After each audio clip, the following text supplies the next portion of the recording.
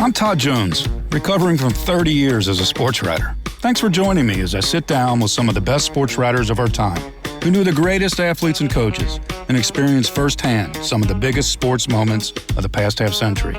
We'll share stories behind the stories, some we've only told each other. Pull up a seat on Press Box Access.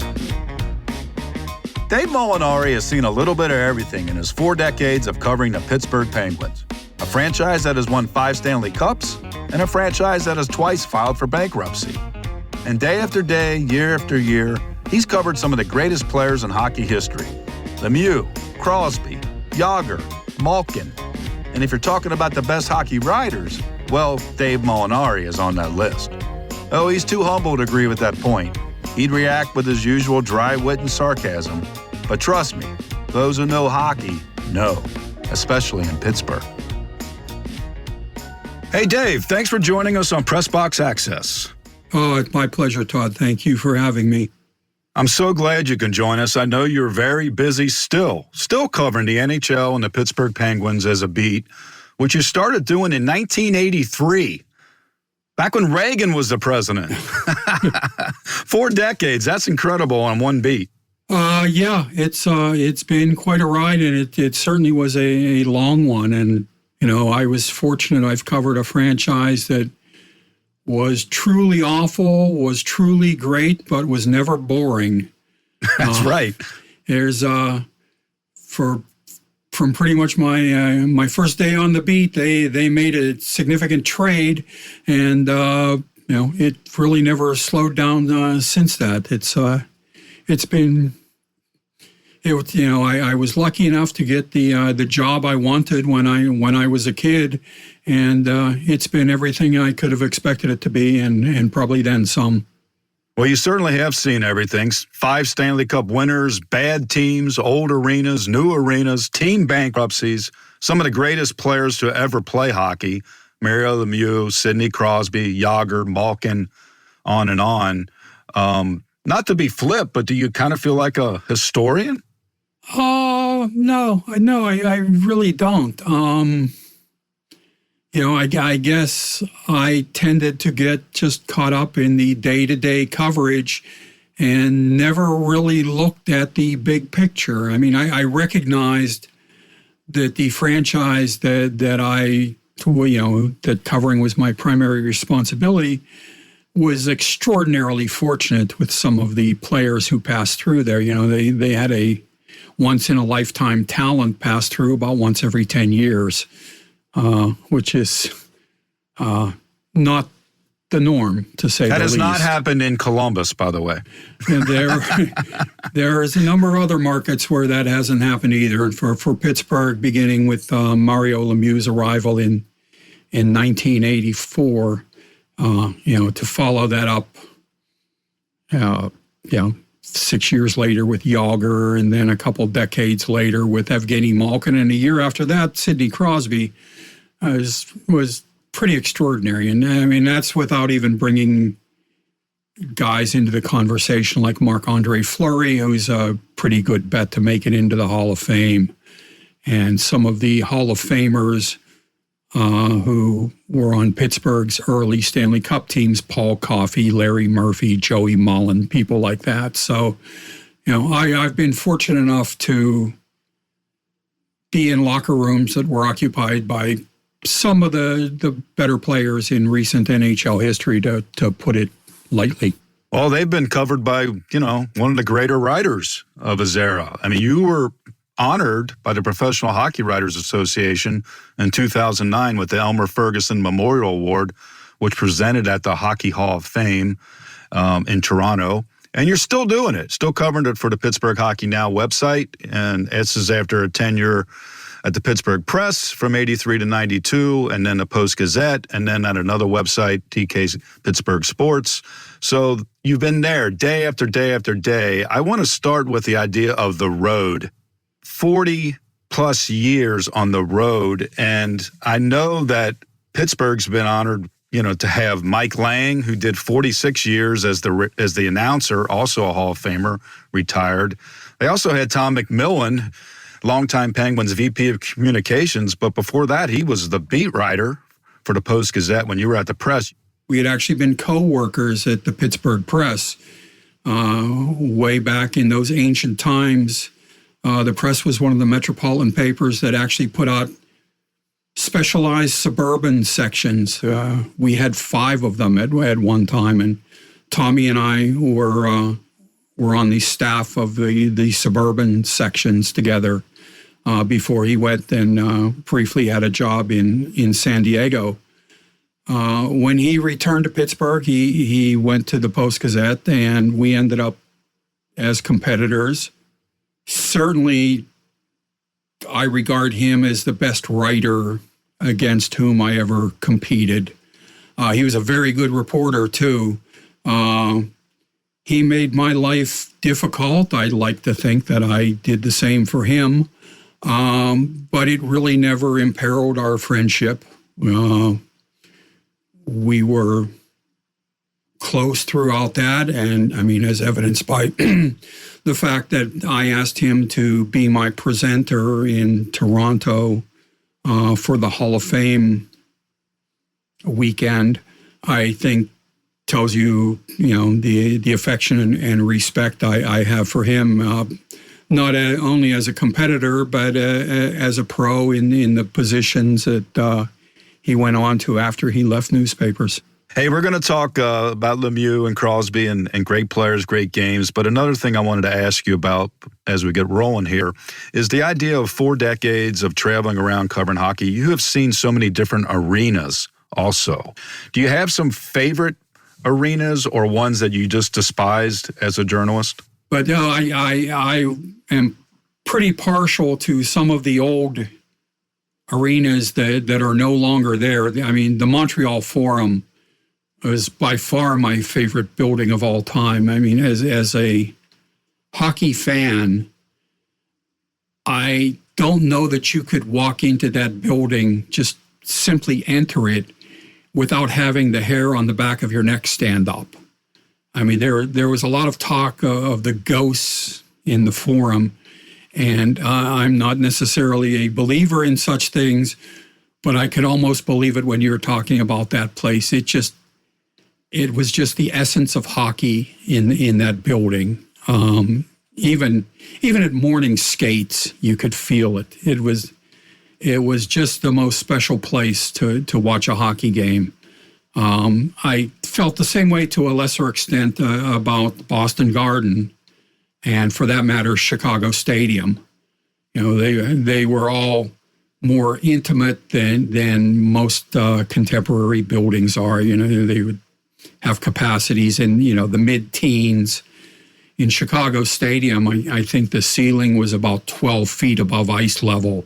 So the sound in there just got deafening. It just, the crowd there was loud to begin with. And then just because of the way the building was structured, the seats were angled in a way that no fire marshal now would ever approve.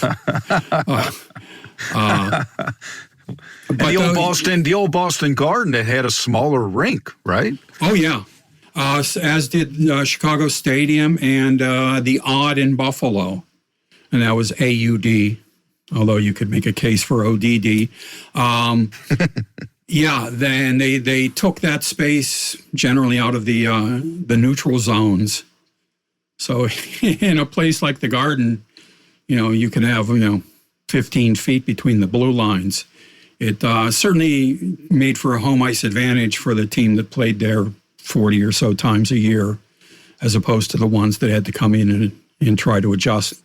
You had a unique-looking place in Pittsburgh, the Igloo, the original arena of the Penguins. I was only in there for a basketball game of all things. I think Duquesne played a game there I covered once, and there was about 4 people and 7 pigeons there. They must have had some sort of ticket giveaway that night if they got that many. Well, yeah, the pigeons loved it.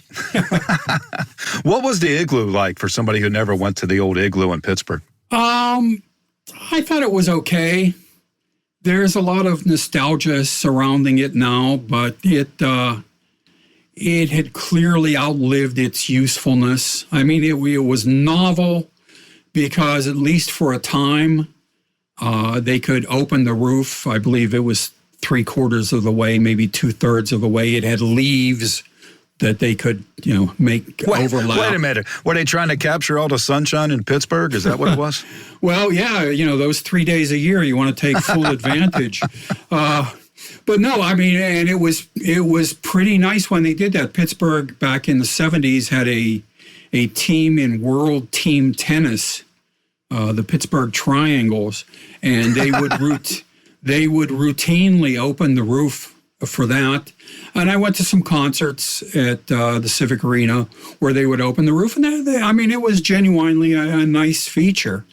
But eventually, things like updated scoreboards became too heavy, and opening the roof was no longer an option for, I couldn't even tell you how many years before the place finally closed in 2010.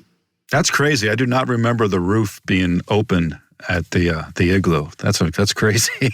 They didn't do it very often for hockey or basketball games. But, like I say, for concerts and for those world team tennis matches, that was kind of a regular feature, weather permitting. Okay, there was another old arena in Philadelphia, the Spectrum. And the Spectrum was, back in the day for the Penguins, just a house of horrors. They went through a streak back in the 70s and 80s where they were like 0-39-3 at the Spectrum. But that all changed on February 2nd, 1989. Pittsburgh finally got a victory in the building. But I think there were some witch doctors involved with this, right? Oh, there were. Two disc jockeys from Pittsburgh's most popular radio station, their morning guys, made the trip to Philadelphia and dressed up as witch doctors, intent on breaking the curse, which was largely a byproduct of the Flyers always having better players than the Penguins did. Yeah, imagine that. I mean, we always try to blame a goat or something, but usually it's the other team that's just better. Yeah, and that certainly was the case for most of those 15 years. But the two DJs set up in the back of the press box that night, which was a very cramped press box, just 2 rows, with about 18 inches of space behind each chair before you ran into a wall. But they set up there, and I recall them having, they were dressed in what one would associate with traditional witch doctor garb.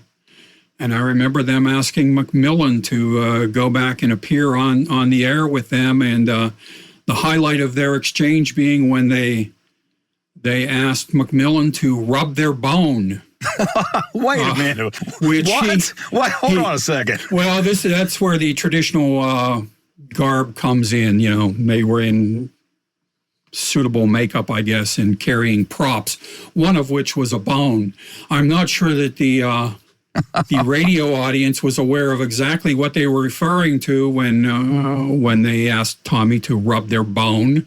But in any case, he obliged. So, and whether that was responsible for them winning that night, I guess we'll never know. All right, for the record, Dave, did you rub the bone? I did not. I am not even photogenic enough to appear on radio, so no. And for the record, that was the Pittsburgh morning team on WDVE-FM of Scott Paulson and Jim Krenn, who were the witch doctors that ended the streak for the Penguins. That is correct. Well, speaking of the Flyers and the Penguins, they've had one of the great rivalries in sports, certainly in hockey. And there's another game that I want to bring up to you, and this is a little more serious topic because I think it really fits with the drama and the just the love of the game, the excitement, but also the challenge for journalists. And that's on May 4th, 2000, Game 4 of the Eastern Conference semifinals in Pittsburgh. You got the Flyers and the Penguins. They dropped the puck a little after 7 or so, and about 7 hours later, they finished the game. The game went to 5 overtimes. Flyers won 2-1, 12:01 of the 5th OT. What do you remember about covering that game? It was a bit longer than most. I believe it ended at 2:37 or 2:38 in the morning. I couldn't tell you exactly. I can certainly see Keith Primo of the Flyers scoring the game-winning goal. But really, my biggest memory associated with that was the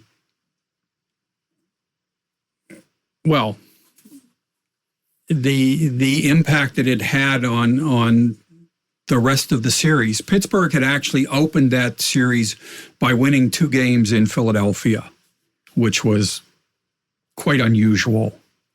But they proceeded to lose the next 4, and I think that that 5 overtime loss was the gut punch that really did them in. It was not only physically draining for them as it had to be for the Flyers as well, but emotionally, that was really tough. And to have it happen at home when they had a chance to take a chokehold on the series, I think was bordered on psychologically devastating for them. And it certainly looked that way for the balance of the series. Well, one of the many great things about playoff hockey, obviously, is there's no shootout. You just don't know when it's going to end, which is great for drama and fans. But when you're a writer and you're covering a game that goes to 5 overtimes, what was it like that night for you to try to write as this was unfolding? Well, we got to a point long before the game ended where all the deadlines were passed. So it wasn't. I don't believe that there was a Post-Gazette online presence yet. I can't remember. But even if there was, I would have simply filed a game story as soon as Primo scored, and that would have been it for that evening. We wouldn't have done any follow-up at the time. Everything would have been, gathered and written for the next day. So that wasn't bad. And I had also had a little experience in that regard. In 1996, the Penguins had played a 4-overtime game in Washington that ended at 2:16 or 2:17 in the morning. Peter Nedved scored a goal to win that one for the Penguins. So these longest games in NHL history were kind of becoming old hat for me at that point. Something that came up every few years. I don't miss having those. Having had one of those lately, though. That's way past my bedtime these days. Yeah, me too.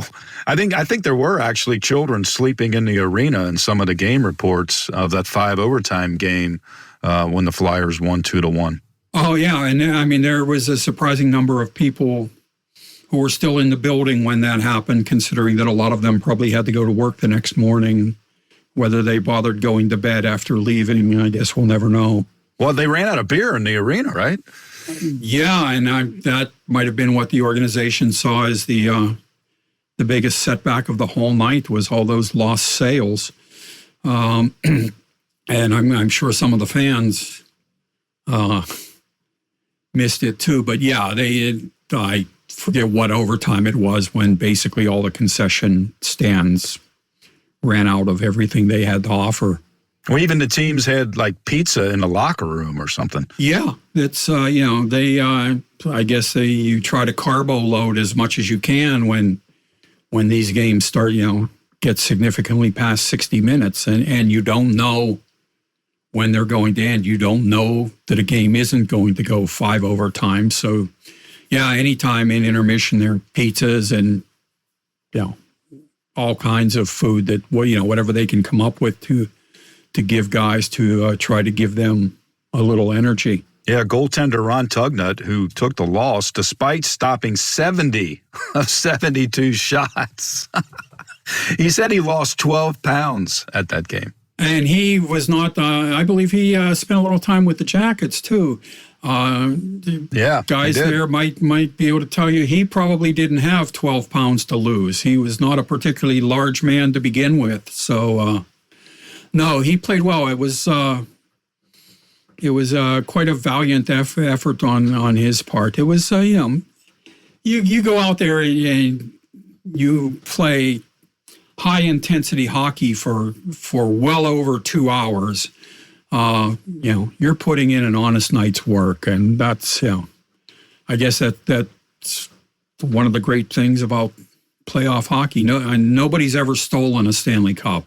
Well, the emotion of the Stanley Cup playoffs, I think when I think about hockey, I think of emotion. And I think the passion of the fans, the fan bases, and the players and the coaches, it's so built into the game. And I think about it in terms of coaches, too. Over your career, you have covered so many different coaches. They all have different personalities. But by the way, who was the coach who once ripped Lemieux and Paul Coffey? Gene Ubriaco said that it was like I forget if it was to both or just about coffee, that it was like trying to teach a shark table manners. He said that on the record? Yes, I believe to a newspaper in Baltimore initially.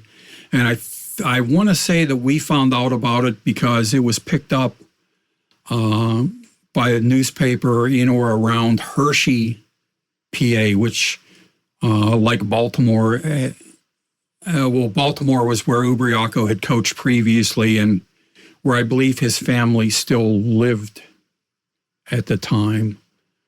That was not well received. Yeah, how did Lemieux and Coffey, two of the all-time greats, how did they respond to that?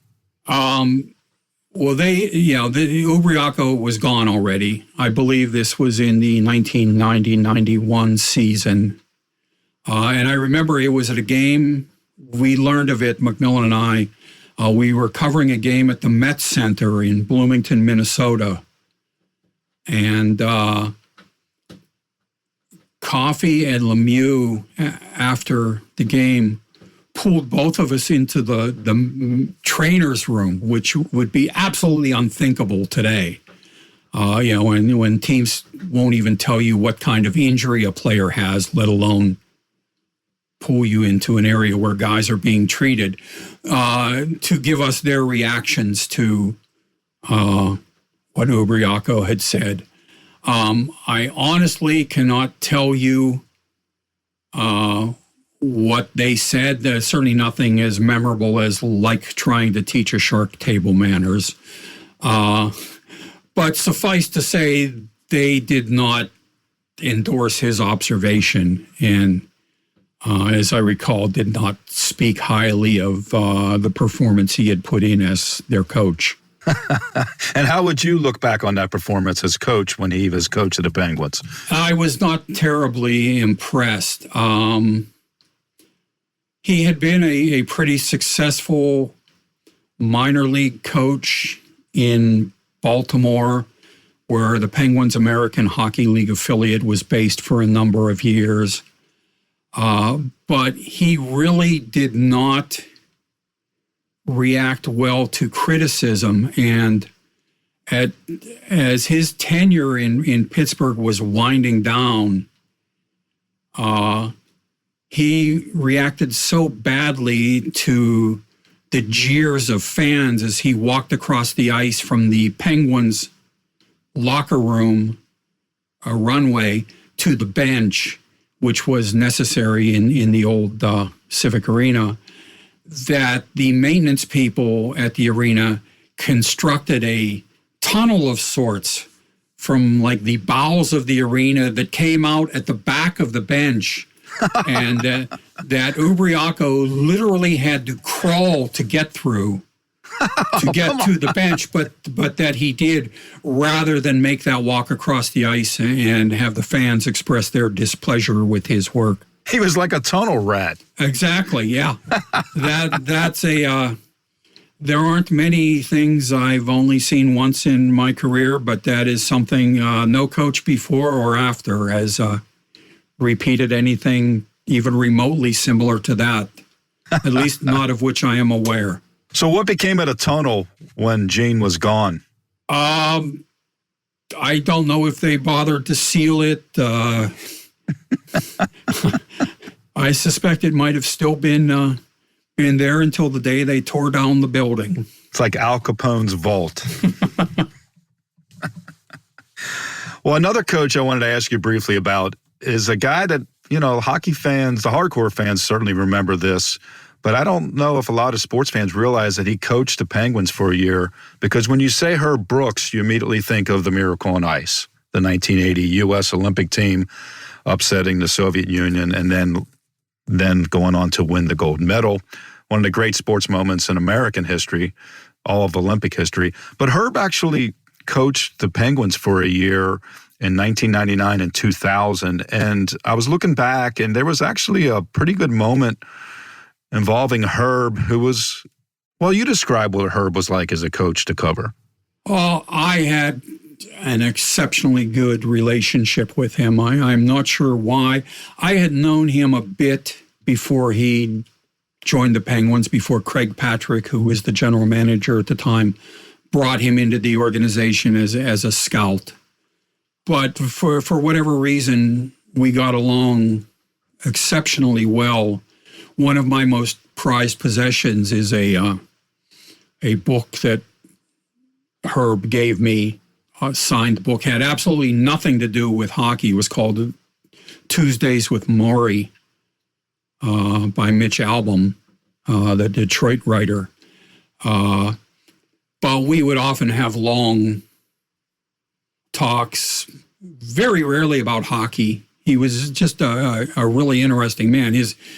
His knowledge of hockey and feel for the game was extraordinary. I loved the style of game that he coached. He was, aggressive, attacking. He liked speed. He liked skill. And he was brought in to replace Kevin Constantine, whose approach to coaching had pretty much been diametrically opposed to that of Herb Brooks, and who, coincidentally or otherwise, Brooks did not particularly care for on a personal level, and I think also probably on a professional level. But no, he was great for me to deal with.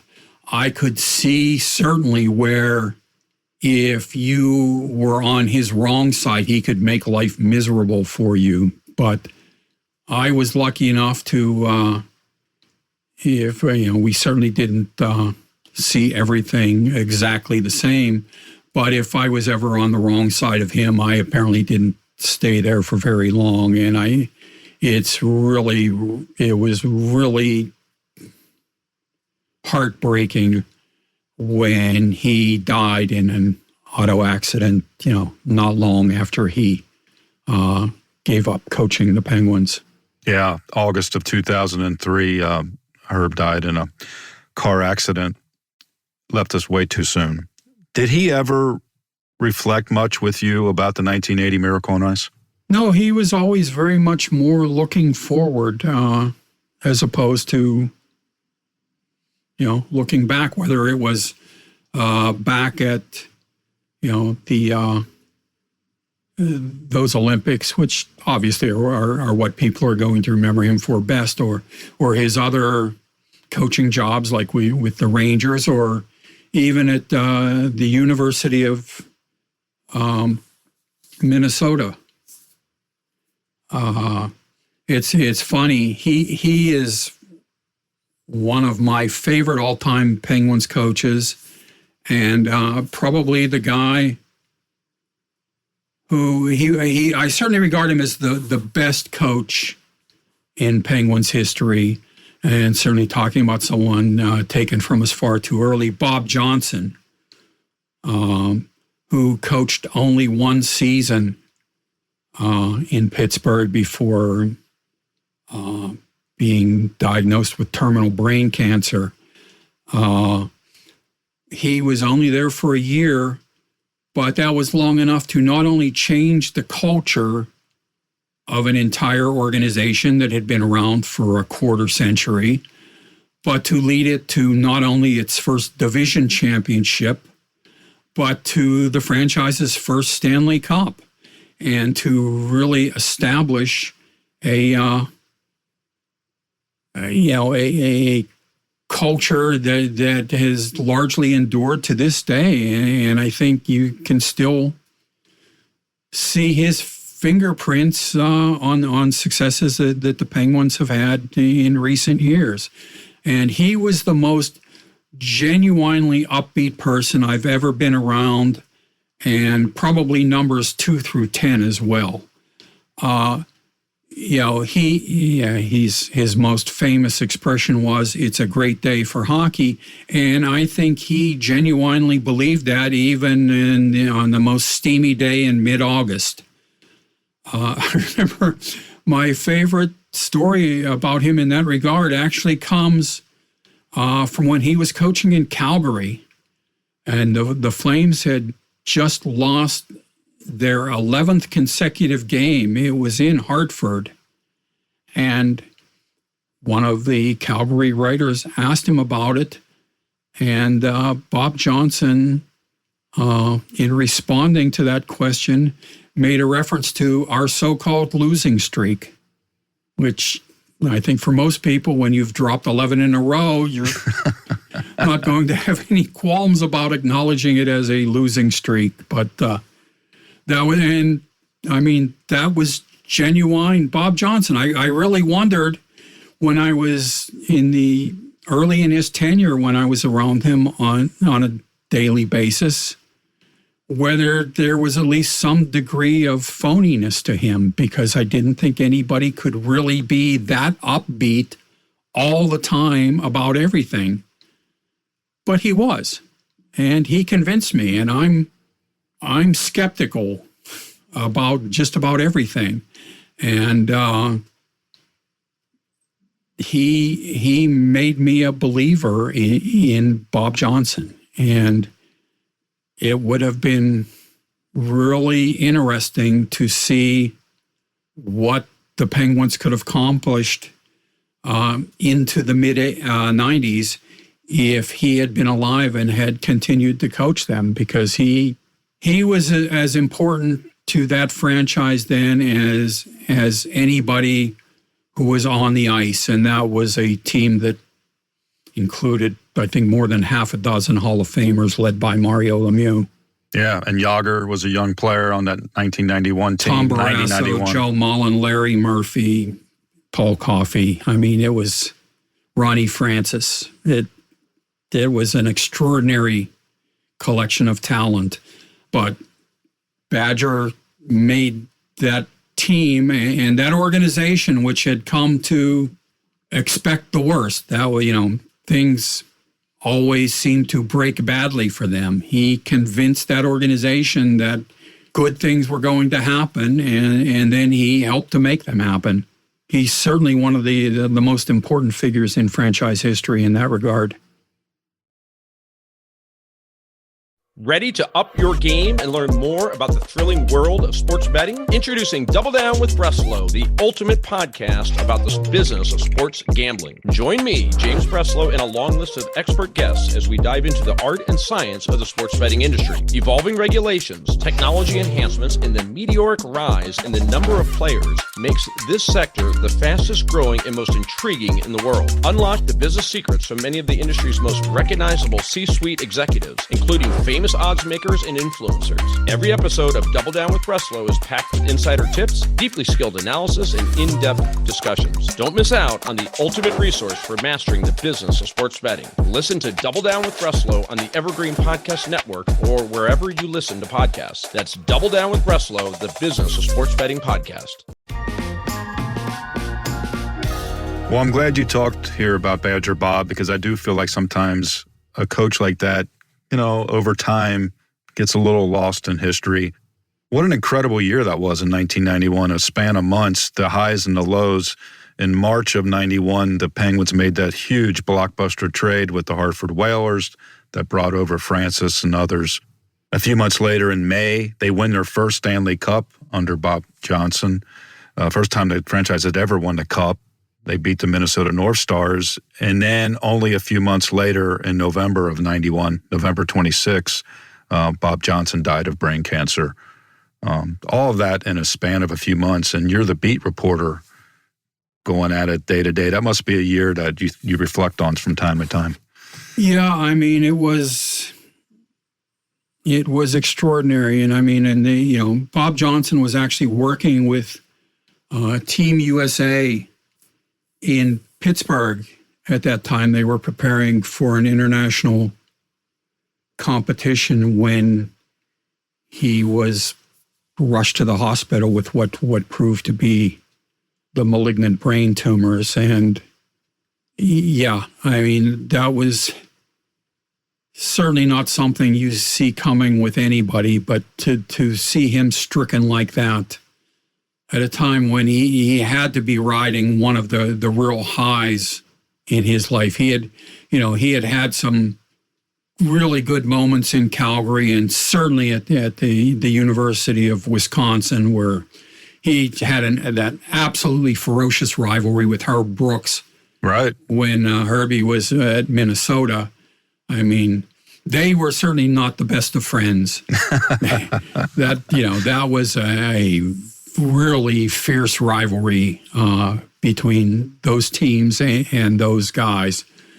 But winning a Stanley Cup and leading a U.S. team into a major international competition, it's hard to imagine anything better happening on a professional level for Badger, and then to be stricken that way was just awful. And I still remember the memorial service they had for him at the arena the day he died. It was extremely moving. For a guy who was not in Pittsburgh for very long, he was certainly beloved there, and really still is to this day by especially by people who were around then. I guess it's possible that he had a detractor somewhere in Western Pennsylvania, but it's not anybody that I ever met. Well, Badger Bob certainly turned it around for the Pittsburgh franchise, led by Mario Lemieux, and he had Yager on the ice also, and other guys that you mentioned. They win the Cup, Bob dies, and Scotty Bowman takes over, and they win the Cup again. And then that becomes the standard there, and so much of that is tied to Mario Lemieux, one of the all-time great players. And probably, well, you tell us about how beloved Lemieux has become over the years in the city of Pittsburgh. The guy literally saved the franchise a couple times. I was going to say he did it twice, first as a player and then as an owner. You could probably make the case that he is the most beloved sports figure in this city's history. Which that says a lot when you got Roberto Clemente. For a hockey player to attain that status before Lemieux arrived, it would have been unthinkable.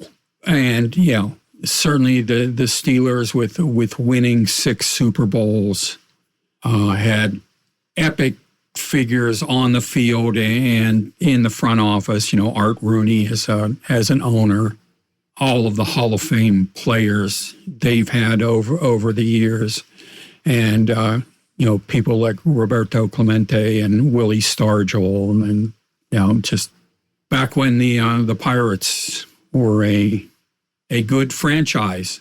You have to go back a ways to get to that, but there was a time where they were one of the better franchises in Major League Baseball, and they certainly produced their share of beloved figures in this area.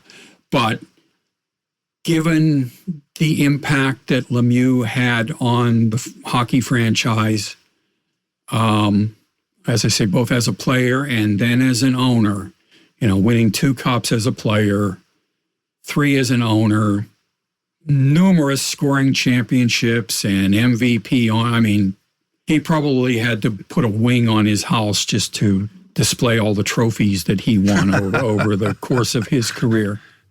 I honestly, if we were to have a roundtable debate of of the most beloved sports figure in Pittsburgh history, I would be happy to be the one selected to argue on Lemieux's behalf.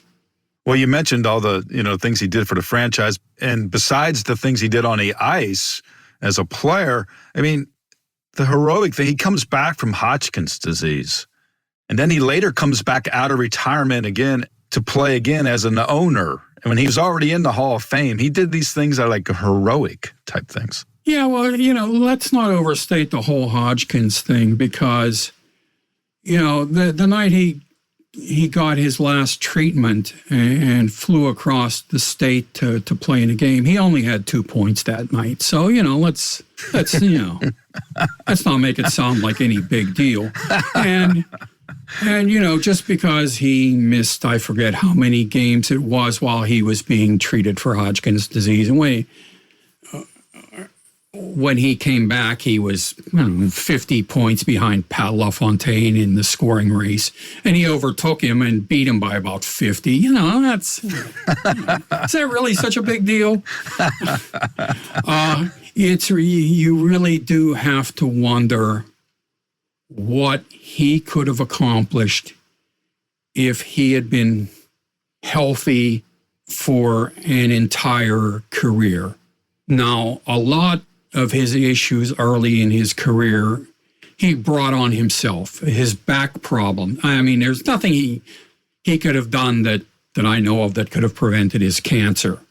But he was dogged through the early part of his career by back issues that I think could have been limited, if not completely eliminated, if he had taken conditioning a little more seriously.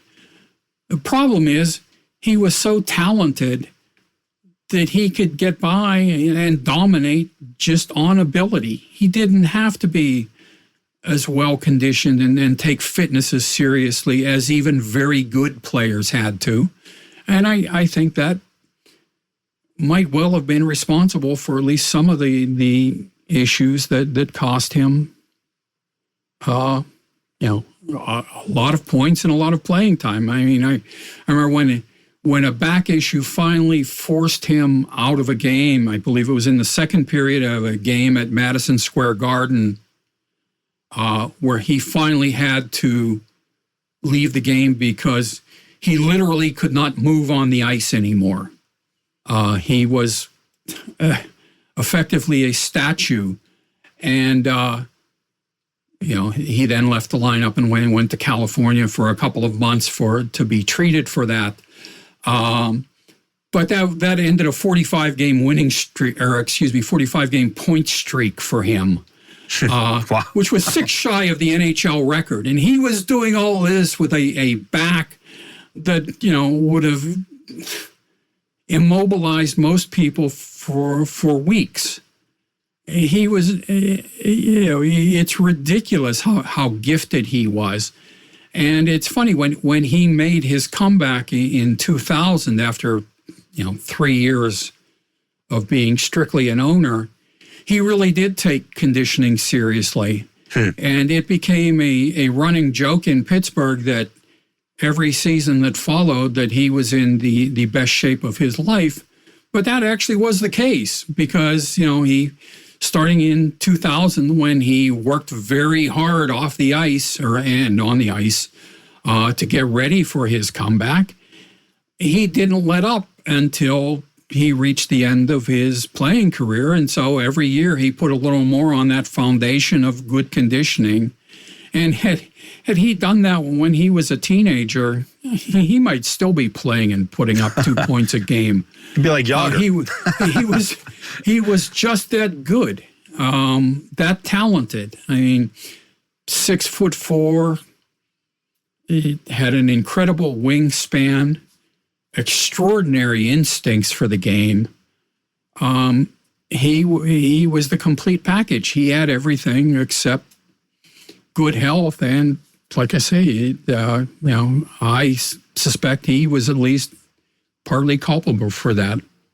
You mentioned he had a 7-point night in the playoffs one night. Do you have a favorite memory? And again, you're not a fan, you're a journalist, but is there a favorite memory of Lemieux's playing career that you recall being there to chronicle?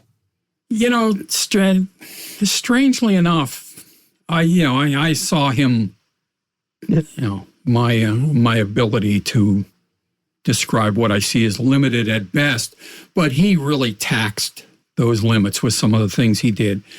And maybe the goal that stands out most to me is not the one in the Stanley Cup final against Minnesota that still gets a lot of attention, where he went between Sean Chambers and Neil Wilkinson, the Minnesota defensemen who were unfortunate enough to be out against him at that time, and beat John Casey with just an extraordinary goal. But it's a goal that he scored at Le Colisée in Quebec, where he carried a Nordiques forward named Marc Fortier on his back from the blue line to the net and then scored. For whatever reason, if I had to cite one most enduring memory of a Lemieux goal, that would be it, because it was just so ridiculous. It's like he had a saddle for the guy. I really felt sorry for Fortier. I'm not sure what more he could have done. What was Lemieux like to deal with on a day-to-day basis, especially when he was a player? He was very bland. The only time that he was particularly quotable was when he was angry about something. Occasionally that would be in a contract negotiation, or I remember probably the most famous quote associated with him was after a particularly poorly officiated game at the Capitol Center in Landover, Maryland, where Lemieux labeled the NHL a garage league because of the poor officiating in it. And that phrase, in fact, it's kind of found its way into the hockey lexicon. It's not solely associated with him anymore. But like I say, in general, he was pretty guarded. He's a very private guy. He never sought the spotlight, and when he was in it, he was generally happy to get out of it as quickly as possible. But so no, he was not. If you went to him to interview him after a game, it was probably because he had done some extraordinary things that simply couldn't be ignored, and you couldn't just write about his teammates' perspective on them. You had to talk to him about them, but you had to know going in that you weren't going to get anything terribly quotable from him, and he had to know, as he saw writers approach, that he wasn't going to give them anything terribly quotable. Not that he was obligated. Hey, I'm just here to entertain. Yeah. And I don't know. There weren't many crowds that he didn't give their money's worth over the years. Certainly. Well, your first year on the beat in 1983-84, you mentioned anger, and Lou Angotti was a little pissed off, I believe. At Bob Butera. Yeah, let's set the stage here, because Pittsburgh, this is the year before Lemieux is eligible for the draft. The Penguins and the New Jersey Devils are basically battling it out to the bottom of the league, and late in the year, Bob Butera from the Devils accused the Penguins of what? Oh, and Bob Butera was completely correct. He accused the Penguins of tanking. He was correct. Yeah. I mean, there had been a point fairly late in the season at which the Devils seemingly had an insurmountable 3-point disadvantage against the Penguins. It seemed like there was no way that New Jersey could ever possibly finish ahead of Pittsburgh, because the Devils were a truly bad team then.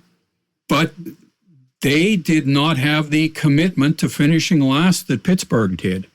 And Bob Butera went to, I believe it was to the New York Post. It might have been to other media outlets in the New York metropolitan area as well, but he essentially accused the Penguins of tanking. Lou Angotti, the morning of a game in New Jersey, found out about that, and was absolutely livid. Like on the verge of throwing chairs when talking about it. I believe I might have been the only writer he was talking to. There were the traveling contingent at times that year consisted of me and sometimes somebody from the Post-Gazette. I don't recall if they had somebody on that particular trip. But Louis was absolutely enraged by the accusation. I think he was in on the tank. I don't know that, but I mean, because he was given such a poor hand to work with that you could have taken Toe Blake and one of the other great coaches in hockey history, and he wasn't going to squeeze much more out of that group than Lou Angotti was able to. They finished 16-58-6 that year, and in retrospect, the biggest question is how they managed to win 16 games. That was just a truly awful group. But it did, though, produce my favorite statistic of my 40-plus years of covering hockey. They had a skilled center named Mike Bullard, who scored 51 goals that year, but not one of them was a game winner.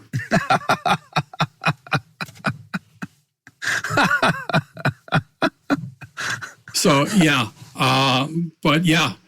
poor Louis. Lou Angotti. That was his only year behind the Penguin bench. They brought in Bob Berry, who was a relatively well-regarded coach at the time, to replace him for Lemieux's rookie season. Well, Mario Lemieux, obviously one of the all-time great players, certainly top 3 argument. Top 2, if you want to go there, even with Gretzky. And I wonder, when you think about the Penguins franchise, how blessed the fans have been when you get Lemieux, and then in 2005, the Penguins get the number 1 pick of the draft lottery, and they select Sidney Crosby. What did Crosby bring to that franchise at that time? He was gung-ho right from his rookie year, 102 points. What was it like to all of a sudden have Crosby injected into the culture there? It had begun to fade. Lemieux was obviously winding down in his comeback. They had finished near the bottom of the standings a couple years in a row. They actually, a year earlier, they had actually finished last in the overall standings, but lost in the draft lottery, or else they likely would have ended up with Alex Ovechkin, who went to Washington, which won the lottery. So Pittsburgh got Evgeny Malkin as a consolation prize, which isn't a bad one. Yeah, right. That's not exactly an exploding cigar. And that was a year after they had made a trade on draft day to move up to the number 1 spot and get Marc-Andre Fleury, who went on to have some awfully good years in Pittsburgh. But getting Crosby really invigorated the entire franchise again. It had kind of been, lost in the wilderness. They were starting to make a little progress with having guys like Fleury and Malkin in the pipeline. You could tell that there were better times coming, but to get Crosby really turbocharged the process. Although a lot of people might not recall, the Penguins missed the playoffs badly in his first season and actually fired their coach, Eddie Olczyk, who's gone on to great renown as a broadcaster since then, in December of that year. But, his first season was not smooth sailing for the franchise, although he had an outstanding season, and you could tell that you wouldn't necessarily have known that there were multiple Stanley Cups in their future, but that there were much better times ahead for them. Certainly, they won 3 cups with Crosby on the ice as the top center. What has he been like to cover as a player on and off the ice, Sidney Crosby? He's on the ice. he might be the hardest working player I've ever seen,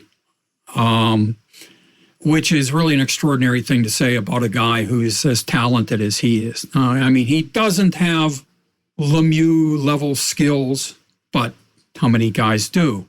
He's an exceptional talent, and he would have been an exceptional talent if he just had a normal work ethic. But he has a remarkable one, and it has helped him to get to what I think is a top 5 in NHL history level, which I do not think he would have reached on innate ability alone. He might have been top 10, certainly would have been top 15, but I think the work ethic is what has made him so good.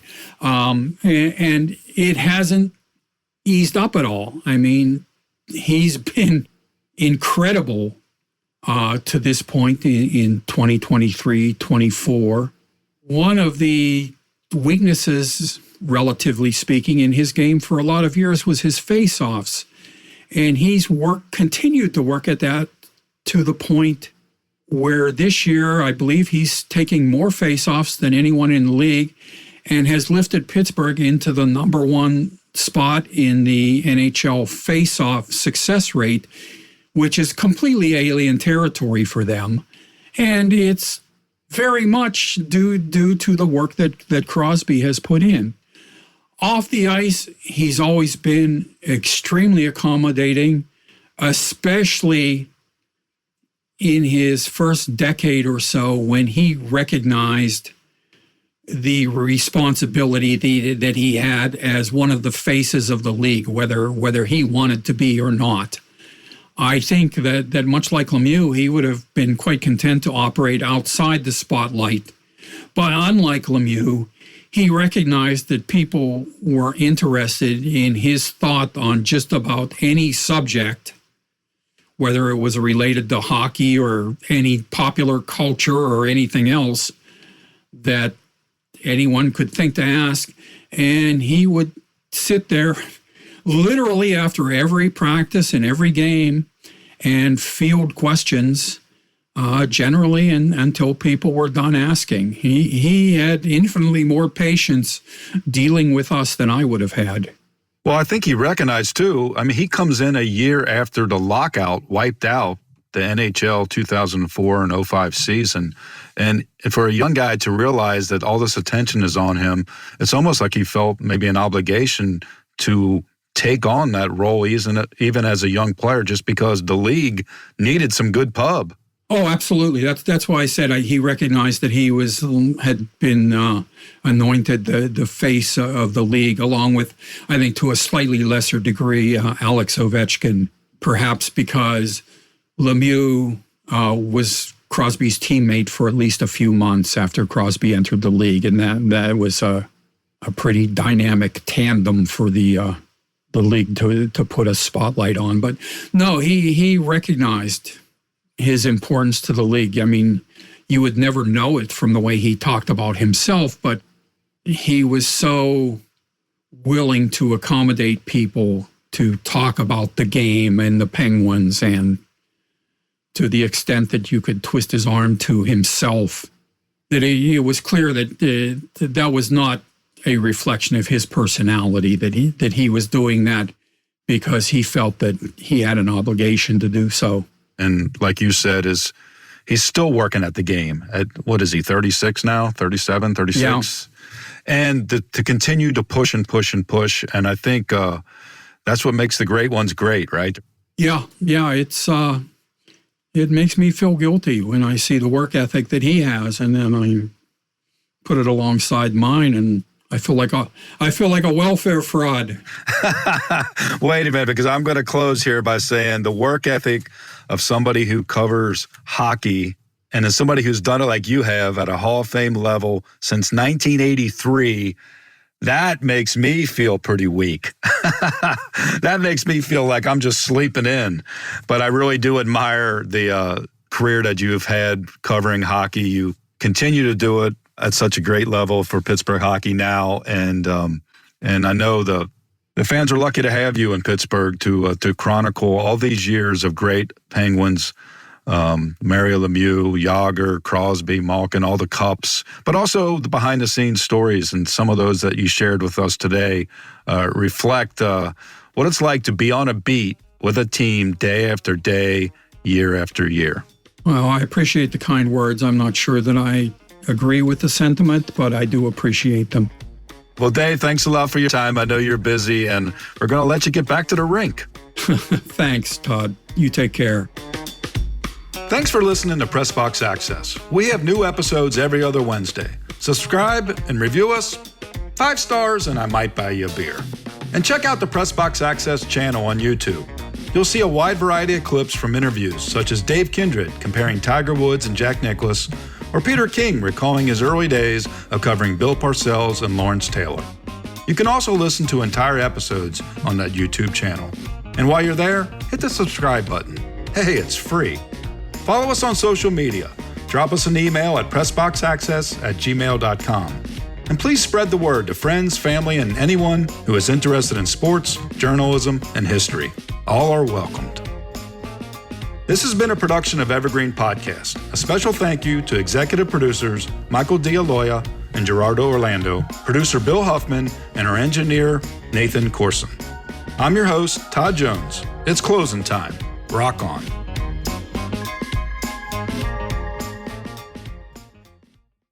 Women's Running Stories, where we explore the intersection between running and life. Because every woman who is committed to a running journey has a story to tell, and this is where you'll find those stories. I am host and producer Cherie Louise Turner. I'm a 53-year-old runner, and together with original music by musician and runner Cormac O'Regan, we bring these inspirational stories to life. Please join us to fuel your adventures.